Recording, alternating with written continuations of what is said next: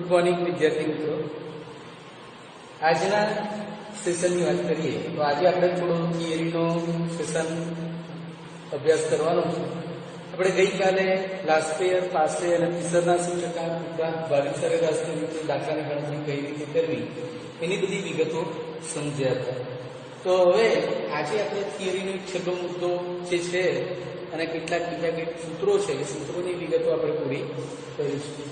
તો સૌથી પહેલા આજના મુદ્દાની વાત કરીએ તો જીવન નિર્વાહ ખર્ચનો સૂચકાંક.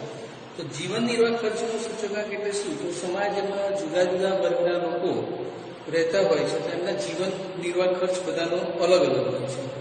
તો એની અંદર એ લોકોના જીવન નિર્વાહ ખર્ચમાં દર વર્ષે અમુક પ્રકારનો ફેરફાર થતો હોય છે. તો એ ફેરફાર માપવા માટેનું જે માપ છે એને જીવન નિર્વાહ ખર્ચના સૂચકાંક તરીકે આપણે લઈ શકીએ છીએ.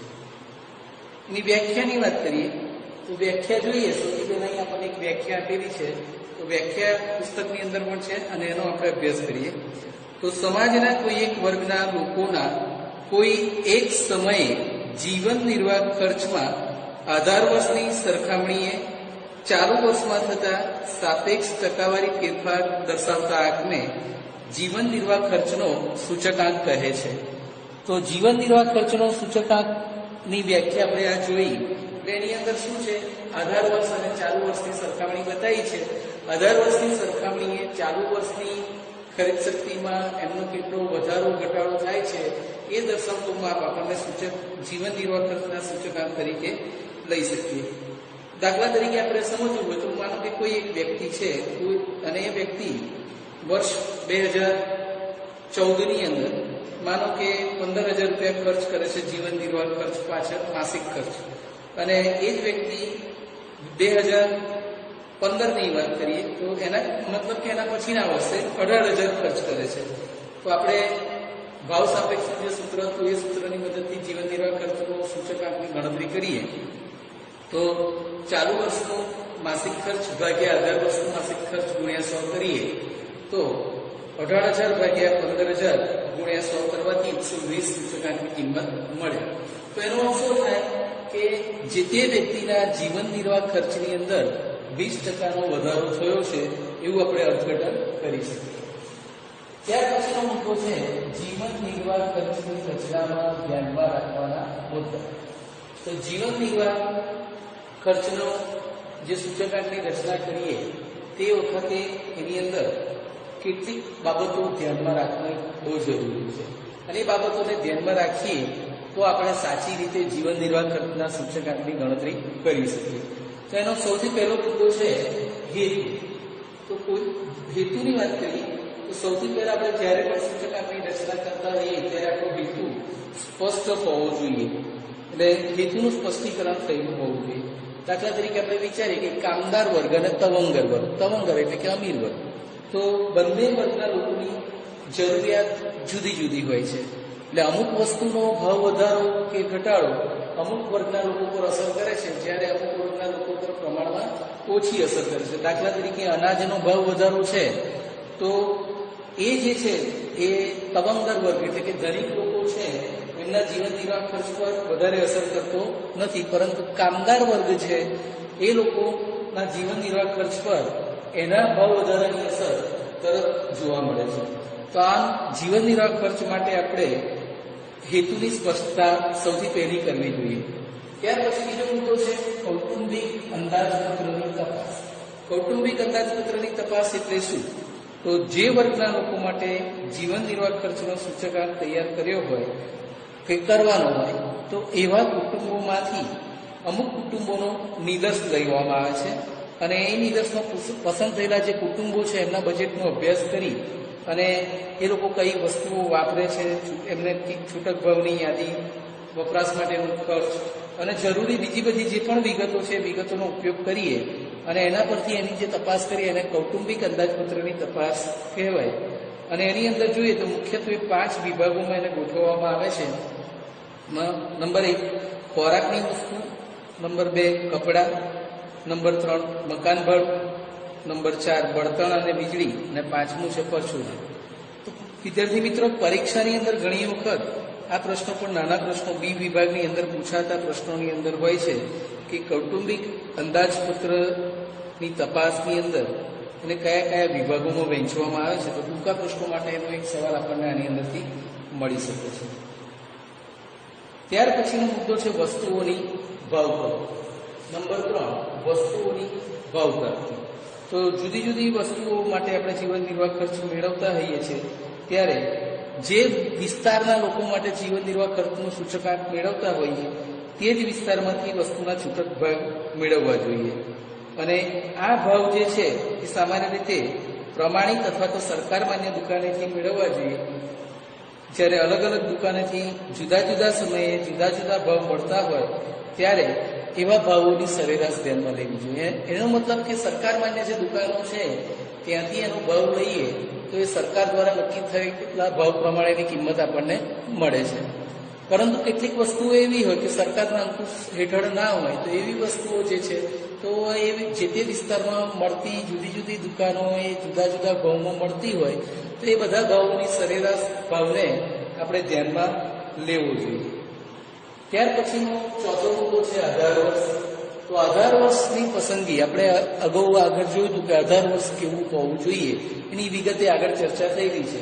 તો આધાર વર્ષ એક સામાન્ય વર્ષ તરીકે હોવું જોઈએ. અને સામાન્ય વર્ષ એટલે કયું વર્ષ?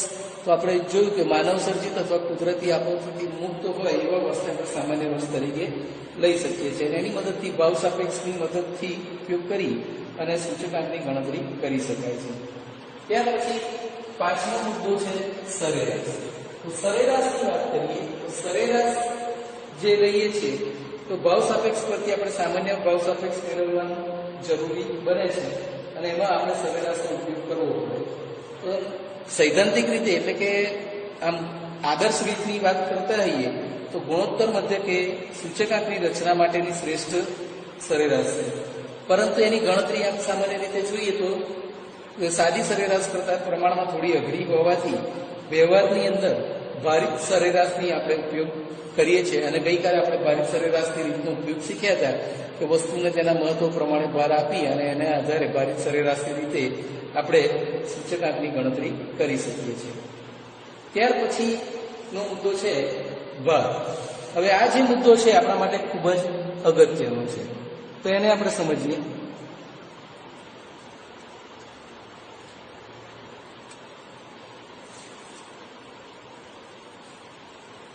હવે આ જે ભાર છે એ ભાર આપણે બે ભાગમાં વહેંચાયેલો છે. એક છે ગર્ભિત ભાર અને બીજો છે સ્પષ્ટ ભાર. હવે ભાર વાળો મુદ્દો છે એની અંદર ગર્ભિત ભાર, સ્પષ્ટ ભાર. સ્પષ્ટ ભારમાં પાછી બે રીતો પડે છે. પછી એમાં કુલ ખર્ચ અને કૌટુંબિક અંદાજપત્રની રીત અને એની અંદર પણ પાછી એના બે ભાગ પડે છે. તો એ બધી બાબતને વિગતે સમજીએ. પણ એ પહેલા ગર્ભિત ભાર અને સ્પષ્ટ ભાર કોને કહેવાય એ બાબતને આપણે સ્પષ્ટ કરીએ. તો સૌથી પહેલા ભારની વાત કરીએ તો વસ્તુને મહત્વના પ્રમાણમાં જે આંક નક્કી કરવામાં આવે એને આપણે ભાર તરીકે ઓળખીએ છીએ. અને ભારના મુખ્યત્વે બે પ્રકાર છે, એ ગર્ભિત ભાર અને બી સ્પષ્ટ ભાર. એમાં પહેલા પ્રકારની વાત કરીએ તો ગર્ભિત ભાર. તો ગર્ભિત ભાર એ ભાર આપવાની એક પરોક્ષ રીત છે. એની અંદર કોઈ વસ્તુની કેટલી જાત પસંદ કરવામાં આવે એ પ્રમાણે એનો ભાર આપવામાં આવે છે. આ રીતની અંદર ભારને સંખ્યામાં દર્શાવી શકાતો નથી, એટલા માટે એને ગર્ભિત ભારની પદ્ધતિ તરીકે ઓળખવામાં આવે છે. એનો મતલબ શું થયો કે કોઈ વસ્તુની કેટલી જાત, માનો કે કોઈ અનાજના ભાવની વાત કરીએ અથવા ઘઉંના ભાવની વાત કરવી છે તો ઘઉંની એક કરતાં વધારે જાતો બજારની અંદર ઉપલબ્ધ હોય છે. તો જેટલી જાતો આપણે ધ્યાનમાં લઈએ છીએ એને આપણે ભાર તરીકે લેવી જોઈએ. જ્યારે બીજો મુદ્દો છે સ્પષ્ટ ભાર. તો સ્પષ્ટ ભાર એ ભાર આપવાની પ્રત્યક્ષ રીત છે. પ્રત્યક્ષ એટલે કે સીધી રીત છે.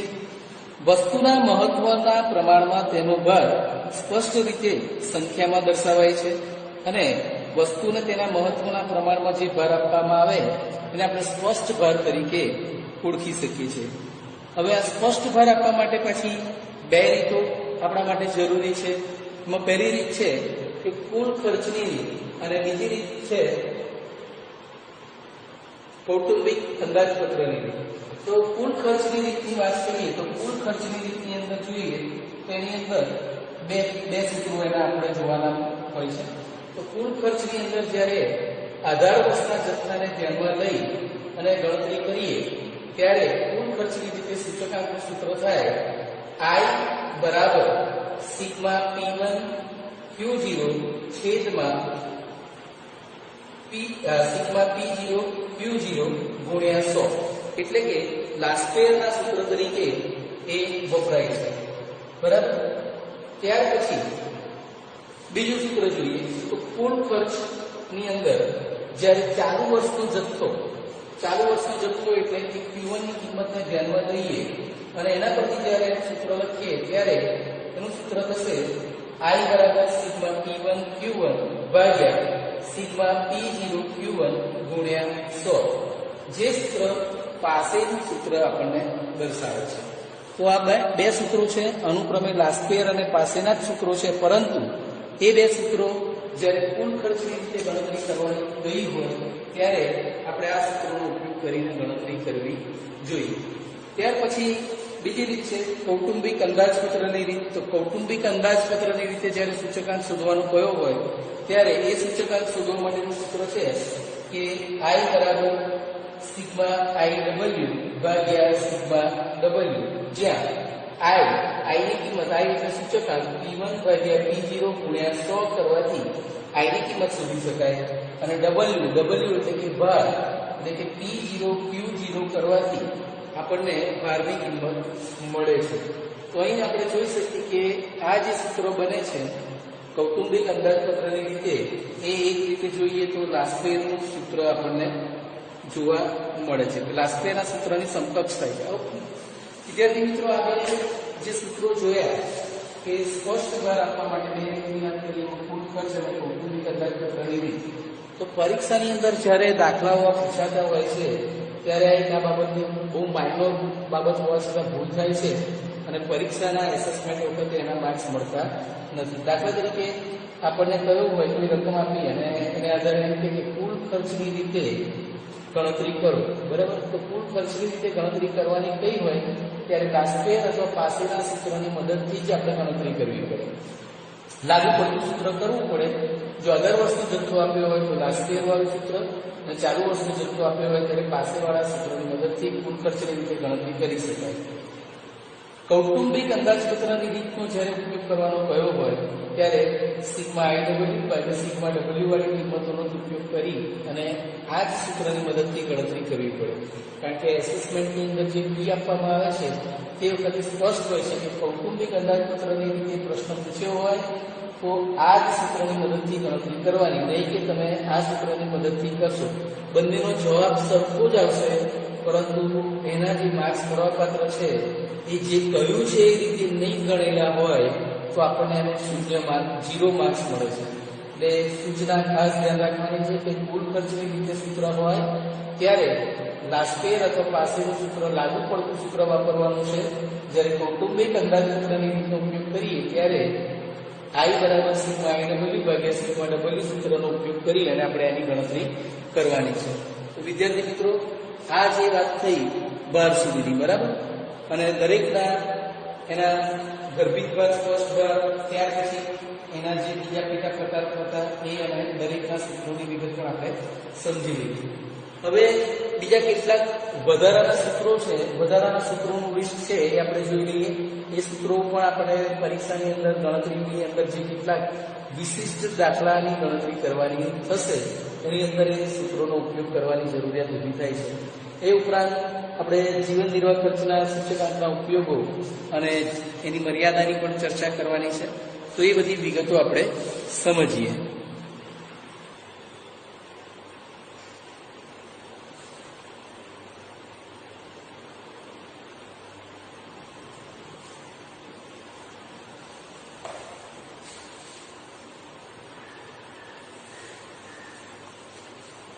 વિદ્યાર્થી મિત્રો, હવે આપણે બીજા કેટલાક વધારાના જે સૂત્રો છે સૂત્રોની વિગતો આપણે સમજીએ છીએ. તો એ સૂત્રોનું લિસ્ટ જોઈએ અને એ સૂત્રો વધારાના જે દાખલાની ગણતરી કરવાની છે એ વધારાના દાખલાની ગણતરી કરવા માટે આપણા માટે ખૂબ જ ઉપયોગી છે. એમાં પહેલું સૂત્ર છે ખર્ચપાત્ર સરેરાશ માસિક આવક. એટલે કેટલીક વખત આપણને કેટલાક વિશિષ્ટ દાખલાઓ જે પૂછાય છે એની અંદર ખર્ચપાત્ર સરેરાશ માસિક આવક એટલે શું એ શોધવાની વિગત પૂછે અને એના પરથી કેટલીક વિગતો આપેલી હોય. તો પરીક્ષાની અંદર આપણને જે ઘણી વખત પ્રશ્નપત્ર અઘરું લાગે છે તો એ મોટે ભાગે આ રીતના દાખલા જો પૂછાય તો એ દાખલાઓની ગણતરીની અંદર આપણને એનું સૂત્રમાં ભૂલ થાય અથવા તો યાદ ના હોય તો એના દાખલાની ગણતરી કરી શકતા નથી. દાખલા ટૂંકા હોય છે પરંતુ એ આપણને પૂરેપૂરા માર્ક્સ લાવતા અટકાવતા હોય છે. તો આ સૂત્રો પણ આપણે યાદ રાખવાના છે અને એને સરસ રીતે તૈયાર કરી અને દાખલાની ગણતરી પણ આપણે સમજીશું. તો પહેલું સૂત્ર છે ખર્ચપાત્ર સરેરાશ માસિક આવક બરાબર ચાલુ વર્ષનું સૂચકાંક ભાગ્યા 18 વર્ષનું સૂચકાંક ગુણ્યા 18 વર્ષની આવક. એટલે કે કેટલાક દાખલાઓમાં 18 વર્ષની આવક આપેલી હોય, કોઈ બેમાંથી એક સૂચકાંક આપેલો હોય એના અથવા બંને સૂચકાંક આપેલા હોય, ચાલુ વર્ષ 18 વર્ષ, અને પછી એના પરથી સરેરાશ માસિક આવક શોધવાની જરૂરિયાત ઊભી થાય તો એ આપણે શોધી શકીએ છીએ. ત્યાર પછી બીજું સૂત્ર છે નાણાંની ખરીદ શક્તિ.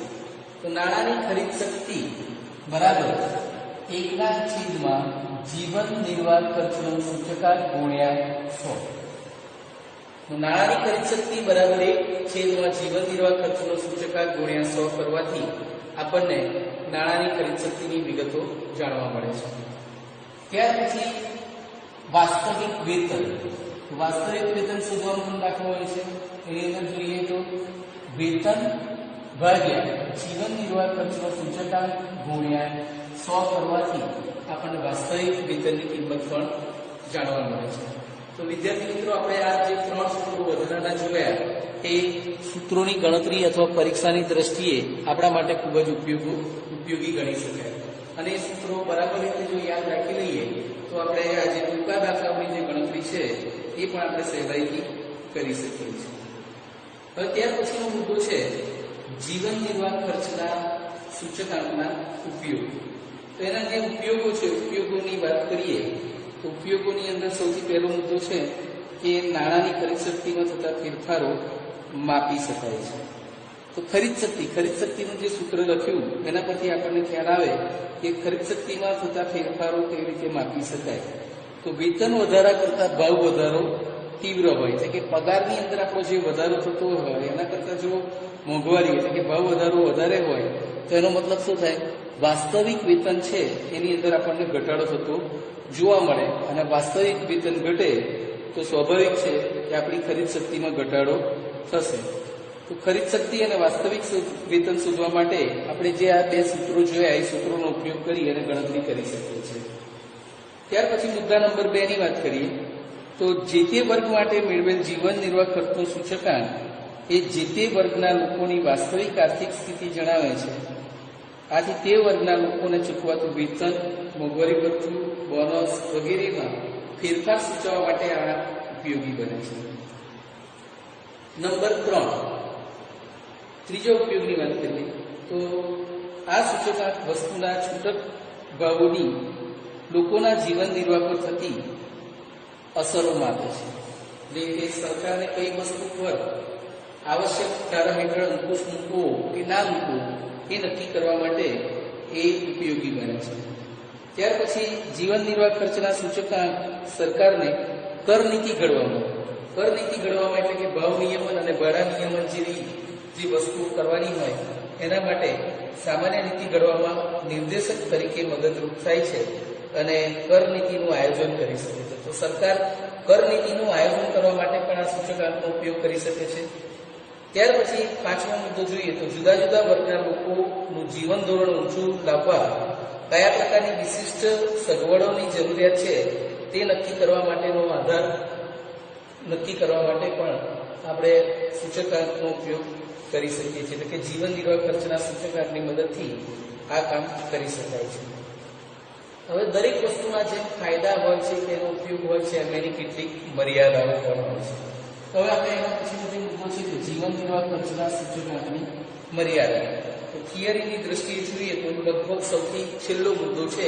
એટલે આના સાથે જોઈએ તો આખા ચેપ્ટરની થિયરીનું કામ આપણું પૂરું થશે.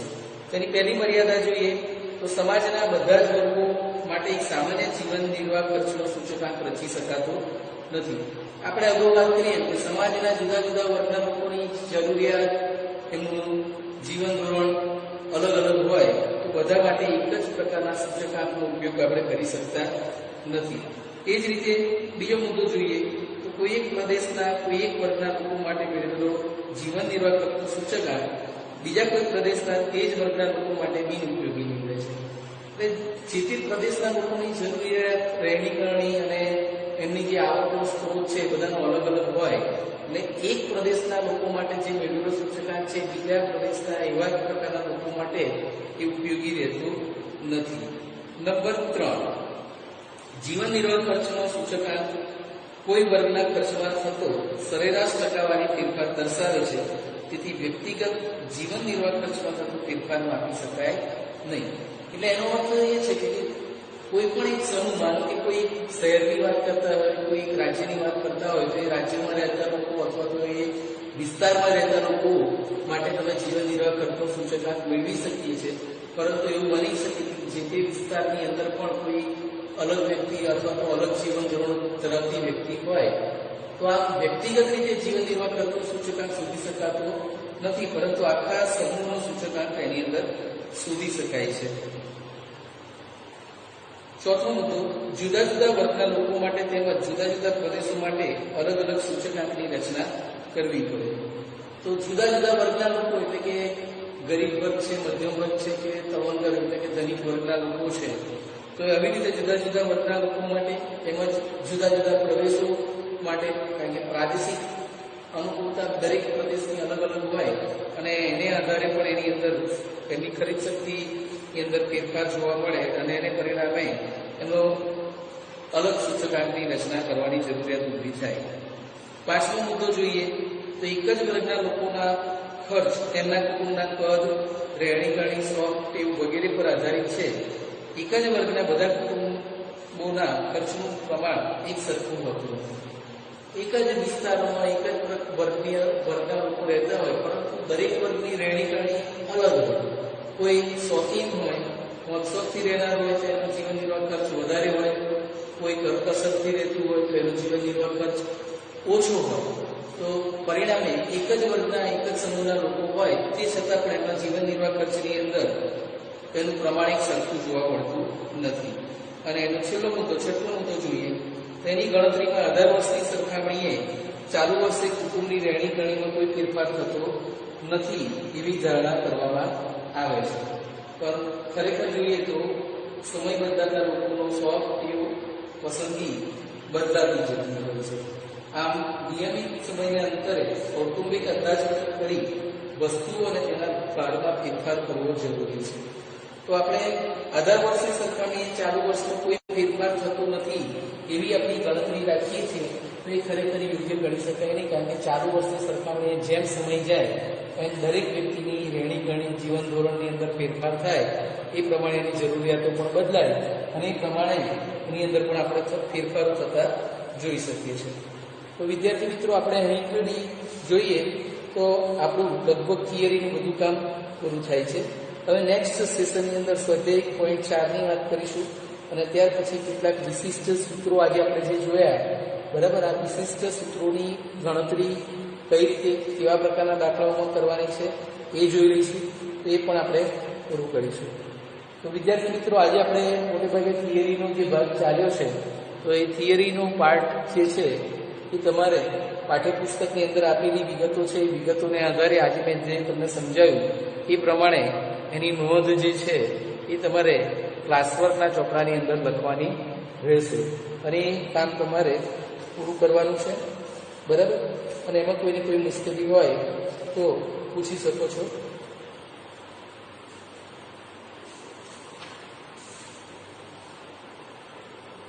Thank you.